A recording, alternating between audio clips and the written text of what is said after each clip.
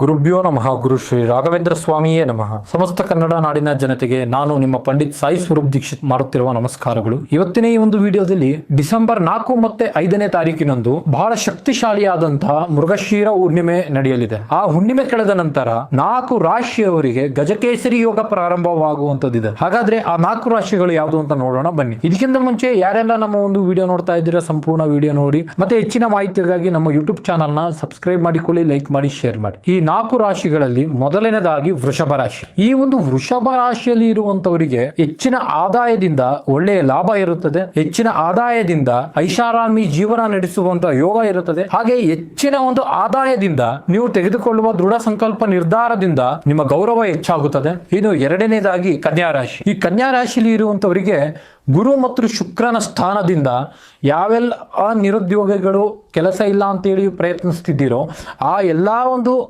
ರಾಶಿಯ ಜನರಿಗೆ ಒಂದು ಉದ್ಯೋಗ ಸಿಗುವಂತ ಲಕ್ಷಣ ಕಾರ್ಯಗಳು ಬಹಳ ಇದೆ. ಇವಾಗ ಯಾರೆಲ್ಲ ಒಂದು ಕೆಲಸ ಕಾರ್ಯ ಮಾಡ್ಕೊಂಡಿದ್ದೀರಿ ಈ ಒಂದು ಕನ್ಯಾ ರಾಶಿಯಲ್ಲಿ ಇರುವಂತ ವ್ಯಕ್ತಿಗಳು, ಅವರಿಗೆ ಬಡ್ತಿ ಮತ್ತೆ ಹಣಕಾಸಿನ ಒಂದು ಸಂಗ್ರಹ ಜಾಸ್ತಿ ಆಗುತ್ತೆ. ಮತ್ತೆ ವಿದೇಶ ಪ್ರಯಾಣದಲ್ಲಿ ಉದ್ಯೋಗ ಮಾಡುವಂತ ಸಂಗತಿಗಳು ಬಹಳ ಇದೆ. ಇನ್ನು ಮೂರನೇದಾಗಿ ಧನುರಾಶಿ. ಈ ಧನುರಾಶಿಯಲ್ಲಿ ಇರುವಂತ ವ್ಯಕ್ತಿಗಳಿಗೆ ನಿಮ್ಮ ಕುಟುಂಬದಲ್ಲಿ ಯಾವಾಗಲೂ ಸಮೃದ್ಧಿ, ಸಂಪತ್ತು, ನೆಮ್ಮದಿ ಅನ್ನೋದು ಸ್ಥಿರವಾಗಿ ನಿಲ್ಲುತ್ತದೆ. ಆದ್ದರಿಂದ ನೀವು ಹೆಚ್ಚು ಧಾರ್ಮಿಕ ಚಟುವಟಿಕೆಗಳಲ್ಲಿ ಭಾಗವಹಿಸುತ್ತೀರಿ, ದೈವದ ಕಾರ್ಯಕ್ರಮಗಳಲ್ಲಿ ಭಾಗವಹಿಸುತ್ತೀರಿ, ದೈವ ದೇವಸ್ಥಾನಗಳಲ್ಲಿ ಮೊರೆ ಹೋಗುತ್ತೀರಿ. ಇದರಿಂದ ದೈವದ ಆಶೀರ್ವಾದ ನಿಮ್ಮ ಕುಟುಂಬದ ಮೇಲೆ ಬಹಳಷ್ಟು ಶಕ್ತಿ ಬಲಿಷ್ಠವಾಗಿ ಪ್ರಭಾವಿತವಾಗಿ ಬೀರಿರುತ್ತದೆ.